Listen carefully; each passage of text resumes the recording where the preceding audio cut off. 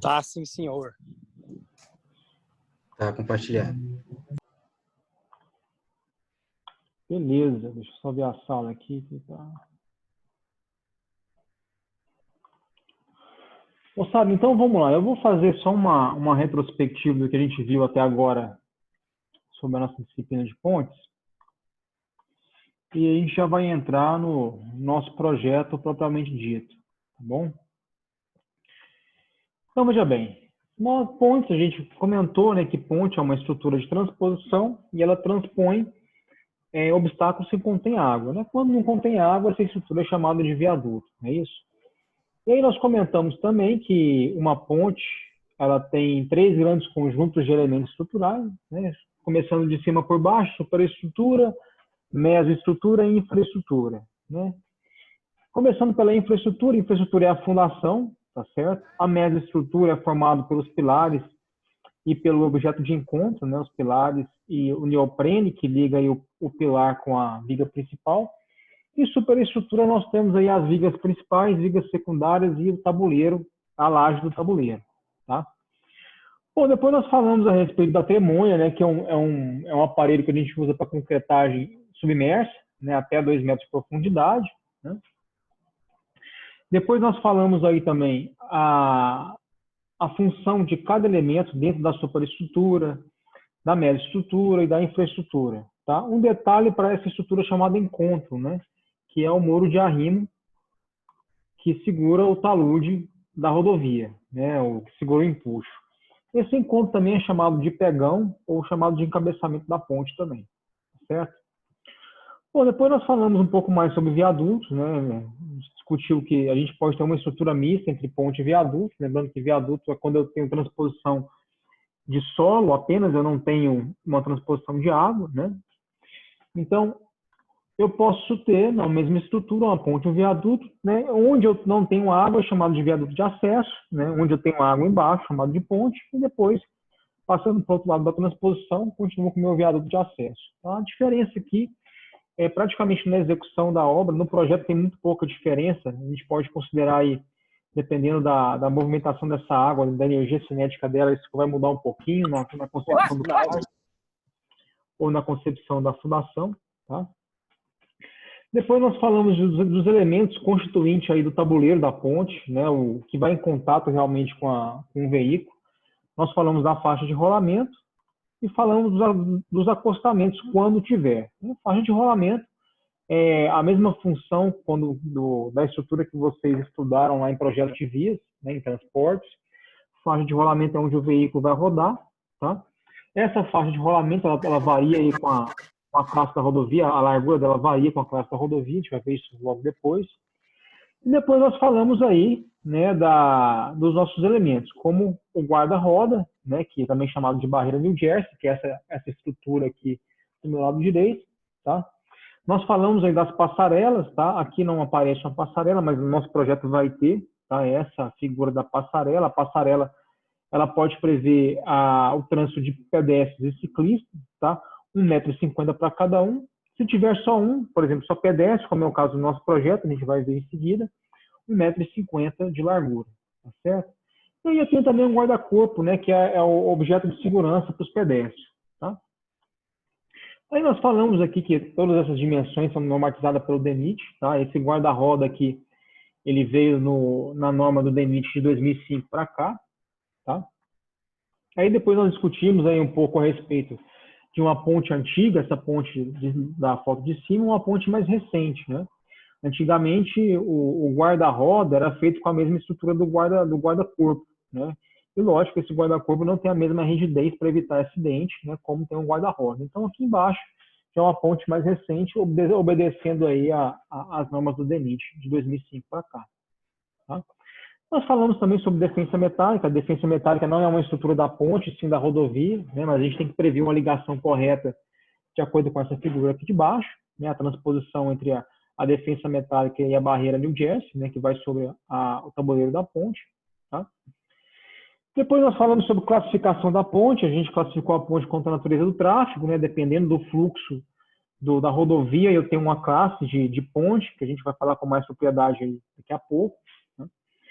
Nós podemos classificar também a ponte de acordo com o sistema estrutural da superestrutura, podendo ser em arco, né, em ponte laje, uma ponte viga pilar laje, que é o nosso caso, né, do nosso projeto, e as pontes suspensas também, que nós discutimos na primeira aula, lá, que é o caso da ponte pêncil e a ponte estaiada. Tá? Nós podemos classificar também em relação ao material da superestrutura, pode ser uma ponte instrumentálica, concreto armado, concreto protendido, madeira. Dependendo da simplicidade do projeto, pode ser em tijolo maciço também, tá? Tijolo de concreto, enfim. Dependendo da minha complexidade da utilização, eu posso ter diferentes materiais. Classificamos também em relação à planimetria. A planimetria, a ponte pode ser reta ou curva, né? A reta nesses dois desenhos aqui de cima, podendo ser uma reta perpendicular ao eixo, ou uma reta esconsa. Uma reta esconsa é uma ponte com uma pequena declividade, tá? Não chega a ser uma curva, mas tem uma certa declividade. Tá? Então, eu posso ter esse tipo de ponte, e também uma ponte curva, né? Uma ponte curva já é realmente uma ponte aí com a sua superelevação, raio de giração, enfim, né? Uma ponte realmente que faz o formato de uma curva, né? Em relação à sua altimetria, né? Eu posso ter uma ponte horizontal, uma ponte em rampa. Em rampa pode ser aclive ou declive, tabuleiro convexo ou tabuleiro côncavo, né? Em relação ao comprimento, nós falamos só a critério de curiosidade, né? Alguns autores classificam, mas não tem nada na norma que nos dá embasamento para isso. Alguns autores classificam como entre transposição de 2 a 3 metros como galerias, e outros como pontes só acima de 10 metros. Tá? Mas isso aqui não tem nada em relação a uma questão técnica, não.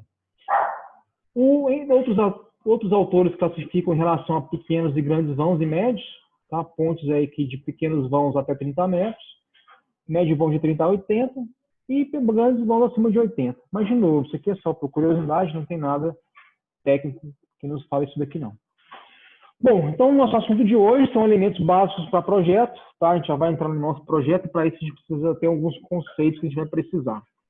Eu trouxe uma figura esquemática para vocês aqui, tá? Lembrando que esse material está lá no AVA, tá, gente? Depois a gente vai discutir sobre essa disposição dos materiais no AVA lá. Então, olha só, eu tenho chamado vão teórico, tá? O vão teórico é esse vão 1 e vão 2, tá? O vão teórico é a distância entre elementos da média estrutura, só que essa distância é entre os centros de gravidade desses elementos, entre os pilares, tá? Ou entre o encontro ou o pilar, mas a distância é entre os centros de gravidade. Muito parecido com o vão teórico, eu tenho o vão livre, tá? O vão livre é a distância face a face entre os mesmos elementos da média estrutura, tá? Não é mais relacionado ao centro de gravidade. Tá? Depois eu tenho aí a altura da construção. Tá? Essa altura da construção é a altura da seção transversal, é a distância entre a pista de rolamento, a face mais alta da minha superestrutura, até a face mais baixa da minha seção transversal, que é, na verdade, a face mais baixa é a face inferior da minha ponte. Se você olha a ponte de baixo para cima, você vai encontrar aí, como observador, a face mais baixa da sua seção transversal. Então, a altura de construção é a altura da seção transversal da minha superestrutura. Tá? Essa altura livre, pessoal, é a altura entre a face mais baixa da minha seção transversal, ou seja, é o fim da minha superestrutura, né, a face da viga ou a face da laje inferior, até o nível d'água. Só que não é até o nível d'água corrente, tá, pessoal? Esse nível d'água é até o nível d'água da última enchente, perdão, da máxima enchente nos últimos 10 anos. Né? Por isso que é importante o nosso estudo hidrológico. Então, essa altura livre, se você for nessa ponte hoje, tá, você vai ver que é uma altura que passa os 4 metros de altura, por exemplo. Só que no projeto, provavelmente, ela não passou dos 2 metros, porque a gente não calcula essa altura livre em relação ao nível d'água que está lá hoje. A gente calcula em relação ao nível d'água da máxima cheia que essa ponte já teve. Tá? E o comprimento total da ponte é o comprimento entre os 2 pontos de transposição, ou seja, entre os 2 encabeçamentos, entre os 2 encontros. Tá certo? Então, aqui nós falamos sobre os elementos. Bom, sobre a largura das pontes rodoviárias, pessoal, o DENIT traz essa tabela aqui, ó. Tá? Essa tabela relaciona relevo e a classe da rodovia. Lembrando que nós temos 4 classes de rodovia. Classe 0, que é uma classe de via expressa, pista dupla, alto volume de tráfego. Tá? A classe 1 também pode ser pista dupla ou pista simples, também com alto volume de tráfego. A classe 2 já é pista simples, com um volume moderado de tráfego. Classe 3, pista simples, com baixo volume moderado. Essa classe 0 a 3 são pistas pavimentadas. A classe 4 já é uma pista não pavimentada, tá? Então, veja bem, ó, a largura da faixa de rolamento, ela varia pouco, tá? De classe em classe. Ó. Em relação ao relevo plano, eu tenho 3,60 para a classe 0, 3,60 para a classe 1, 3,60 para a classe 2, ela vai mudar pouca coisa na classe 3.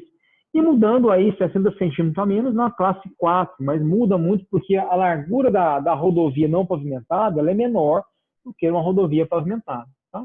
Em relação ao relevo também muda pouco. Tá? A gente sempre busca, pessoal, fazer a pista de rolamento mais larga possível. Tá? Então 3,60 aí a gente considera como sendo um mínimo para o nosso projeto. Lógico, é a escolha do projetista. Se você achar que não deve, pela sua experiência, você muda essa largura. Não tem nada que te impede isso, não. Desde que não fique abaixo desses números aqui recomendados pelo DENIT. Tá certo? Bom, eu vou abrir um pouquinho para a discussão de vocês para a gente depois falar sobre o projeto. Alguma dúvida, pessoal, em relação a isso daí que a gente comentou?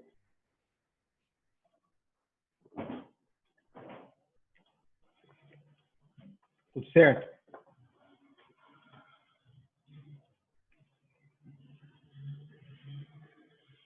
Tá, então vamos falar um pouco sobre o nosso projeto. O nosso projeto, pessoal, já está no AVA de vocês. Tá? Eu coloquei uma seção transversal da nossa ponte no card para vocês. Coloquei essa seção transversal em PDF, tá?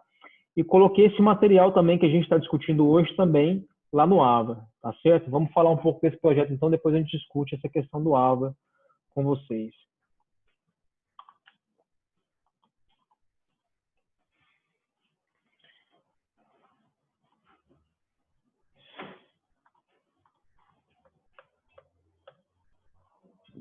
Então aqui, pessoal, está o nosso projeto. Então, nosso objetivo, na verdade, é de mencionar todos os elementos da mesoestrutura, infraestrutura e superestrutura da nossa ponte. Essa ponte é uma ponte que passa sobre o Rio Maranhão, tá? Rodovia GO 241, no município de Minaçu. Tá? Fica entre os municípios de Campinaçu e Minaçu, para quem conhece a região. Tá? Bom, eu vou dar um zoom aqui para vocês enxergarem melhor. Essa aqui é a visão geral da nossa ponte, uma visão lateral da nossa ponte. Nossa ponte tem um vão teórico aí, ó, centro de gravidade entre os dois pilares, a distância entre o centro de gravidade dos dois pilares, 28 metros, tá? Essas cotas aqui estão em centímetros. A altura, que a gente acabou de mencionar anteriormente, a altura livre aí da nossa ponte é 1,40 m, tá? Ou seja, o final aí perdão, a altura livre não, a altura de construção dessa ponte é 1,40 m, tá? A altura da seção transversal da nossa ponte vai ser 1,40 m, tá? Eu tenho aí 2 balanços consecutivos de 5 metros e 2 encabeçamentos de 3,33 m, tá? A gente vai falar sobre isso mais posteriormente, quando a gente vai começar a mexer com esse cálculo, tá bom? Bom, então nossa superestrutura vai ser um caixão isostático, tá? Esse caixão isostático, ele tem 3 células vazadas, tá certo? Por que a gente trabalha com caixão isostático? Só para abrir um parênteses aqui, pessoal, olha só, essa altura de construção I40, que vocês estão vendo aqui, ó, é justamente essa altura total da seção transversal da nossa ponte, tá certo? Bom, voltando lá, por que a gente trabalha com caixão isostático em pontes? Porque esse caixão isostático me dá uma altura elevada de seção transversal. Quanto maior for a altura dessa seção transversal, maior vai ser o meu momento de inércia.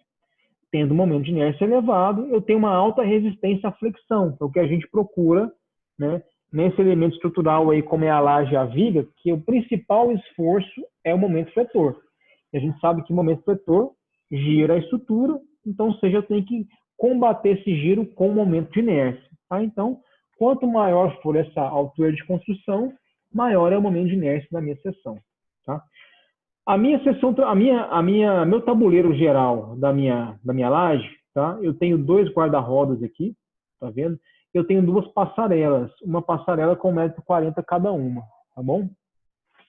Eu tenho também, pessoal, no tabuleiro, drenos, esse material rachurado aqui que vocês estão vendo, essas figuras são drenos, tá? Esses drenos são de PVC de 100 milímetros de diâmetro. eu tenho esses drenos a cada 4 metros lineares horizontais no meu tabuleiro. Então, a 4 metros de ponte aí que a gente andar, a gente encontra 2 drenos, um de cada lado da ponte. Logicamente, a função desse dreno é escoar a água que vai sobre esse tabuleiro, tá certo?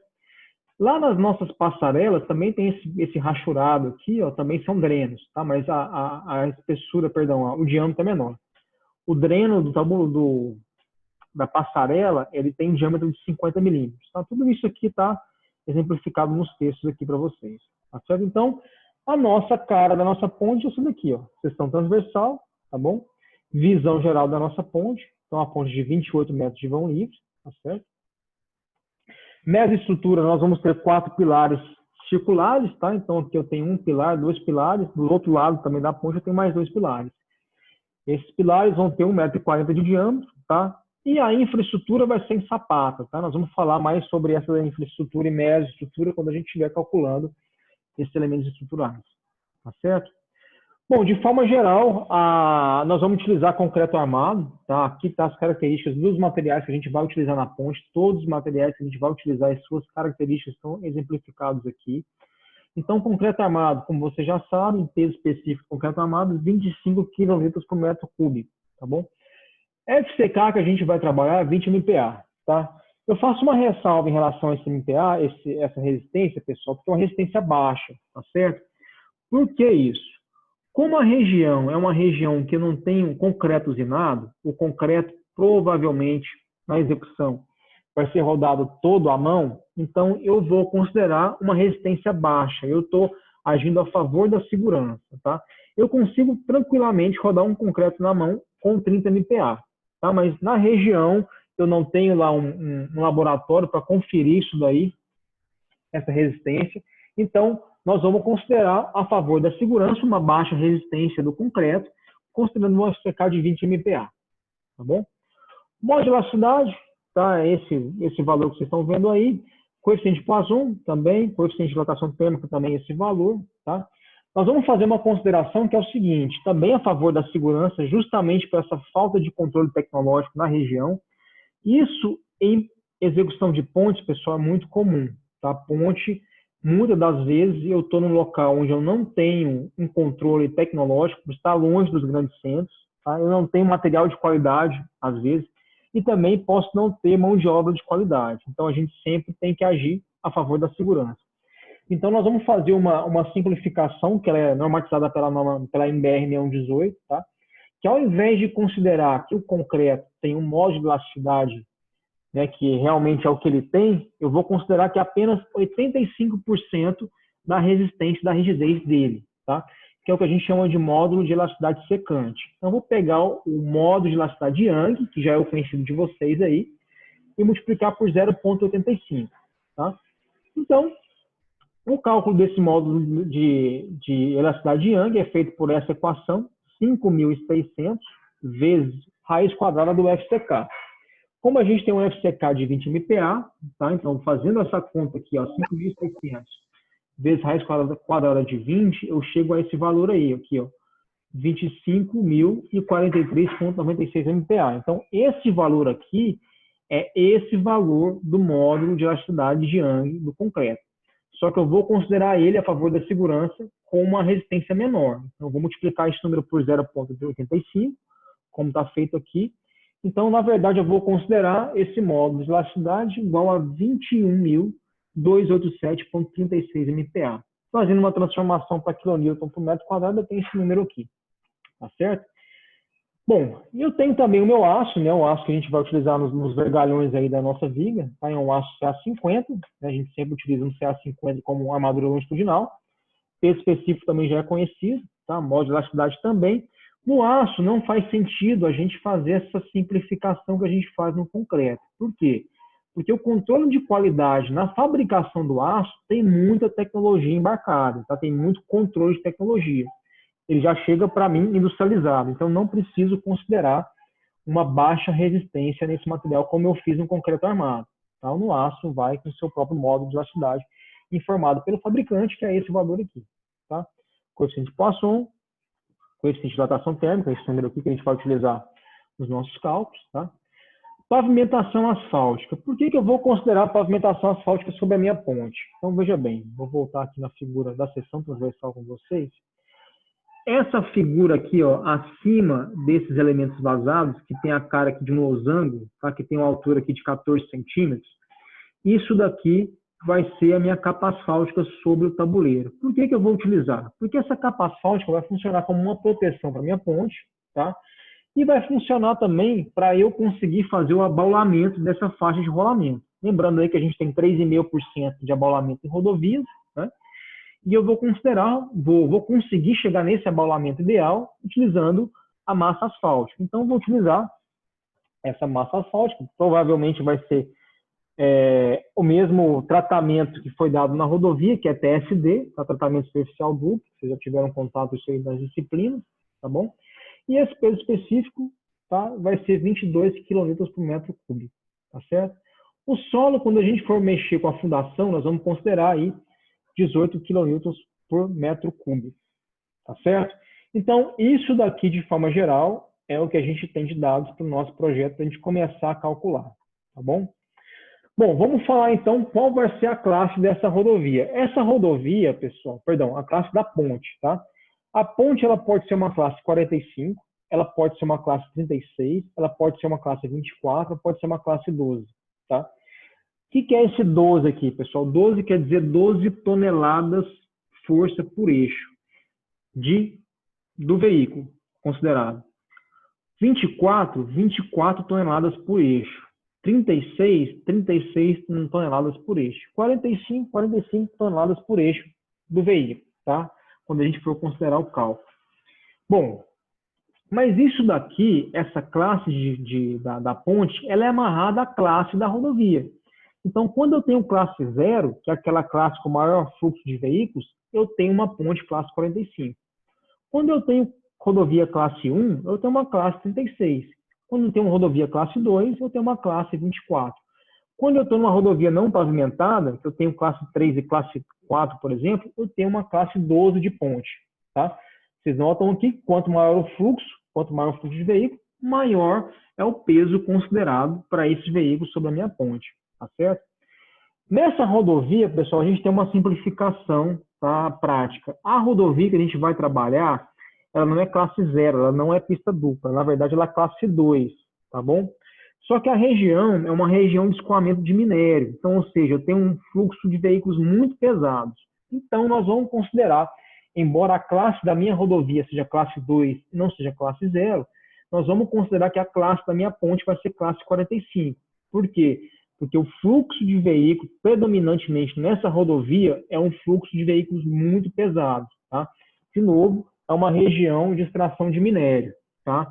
É uma região que é a segunda do país em relação à extração de amianto. Então, lá tem veículos extremamente pesados, por isso, nós vamos considerar que a classe seja 45, tá bom? Bom, tendo falado, então, sobre a classe da minha ponte, a classe da minha rodovia, tá? Nós vamos conversar sobre o cálculo das ações. Todo cálculo estrutural, pessoal, eu tenho dois tipos de ações, resumindo muita coisa, né? Uma ação devido às cargas permanentes e uma ação devido às cargas variáveis, tá certo? A carga permanente, tá? É aquela carga que ela vai ser incidente na minha estrutura por toda a vida útil dela, tá certo? A carga variável já é uma carga que ela não está com a sua intensidade máxima em toda a vida útil da minha estrutura. Ela é uma carga que varia ao longo do tempo, tá? Então, essa carga permanente é a carga variável, né? Como a gente já fez aí, por exemplo, em estruturas metálicas, já fizeram em outros cálculos aí, em concreto armado, por exemplo, eu faço combinações. Eu faço uma combinação para o estado limite útil e eu faço uma combinação do estado limite de serviço, né? Lembrando que o estado limite de serviço eu verifico o funcionamento da minha estrutura, né? Por exemplo, o que eu verifico no estado limite de serviço? Verifico flecha, principalmente. Flecha na viga, flecha na laje. No estado limite último, nós vamos verificar o colapso, tá? E, por isso, no estado limite último, os nossos coeficientes de segurança são maiores, tá bom?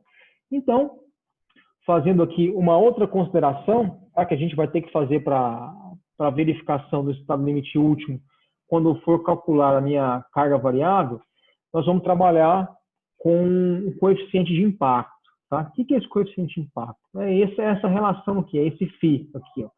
Esse coeficiente de impacto, pessoal, é o que leva em consideração um acidente sobre a ponte, o impacto do veículo na estrutura da ponte, tá certo? Então, esse coeficiente de impacto é dado por essa relação aqui, 1,4 menos 0,007 vezes L. Esse L é o nosso vão teórico, que no caso da nossa ponte são 28 metros. Tá?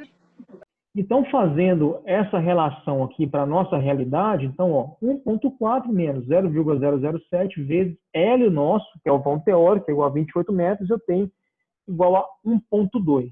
Tá? Então, quando eu for fazer a minha combinação aqui, nesse caso, o estado limite último, eu vou multiplicar coeficiente 1,4, tá, para a minha carga permanente. Por que 1,4? Porque a norma pede 1,4 quando é concreto armado.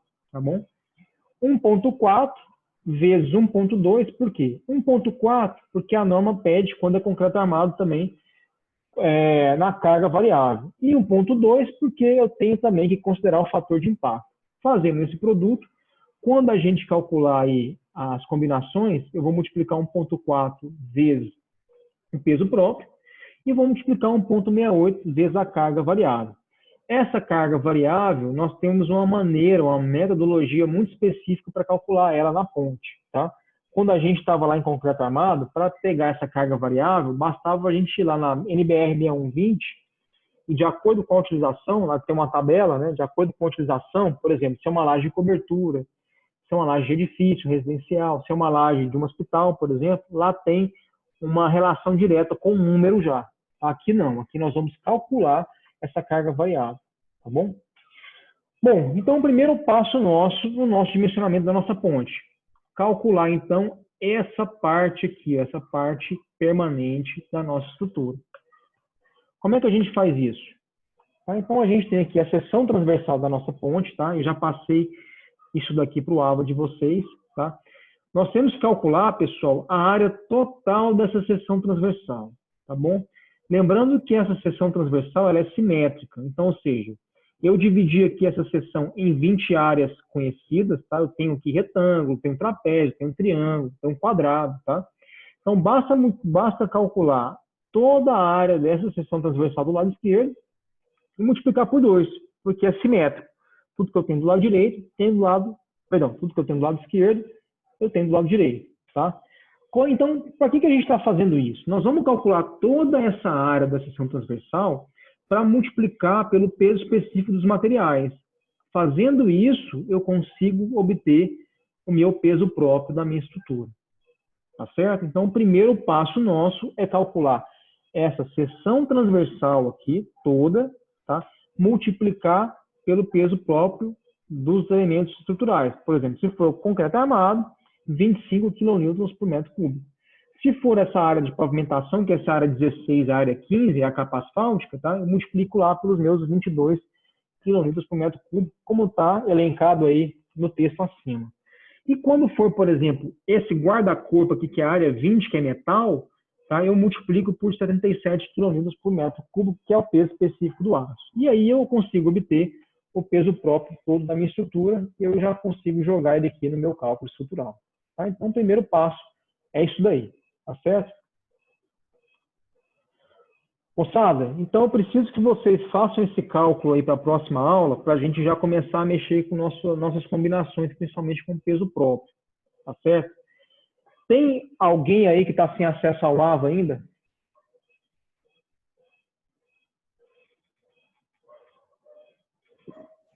Eu estava sem acesso hoje, mas liberou agora. Acabei de olhar, liberou agora à noite. Então, eu peguei uma relação com a Karen, segundo a relação da Karen, não tem ninguém sem acesso. Tem alguém sem acesso aí?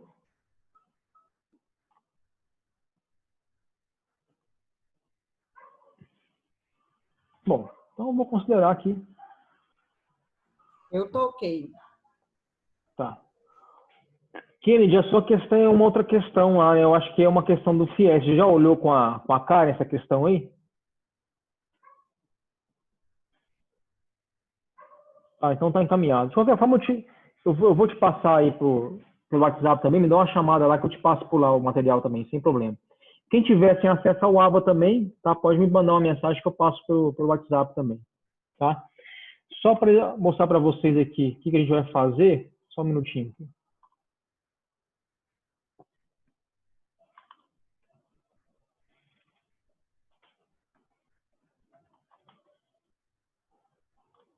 Joaquim, você já postou no AVA, que eu abri aqui e não achei o material ainda não. Postei, tá lá no ciclo 3. Se não me engano, isso aí tá em objeto de aprendizagem lá. Tá ok. Tá? Mas se não tiver, você me fala que eu vejo o que foi o problema.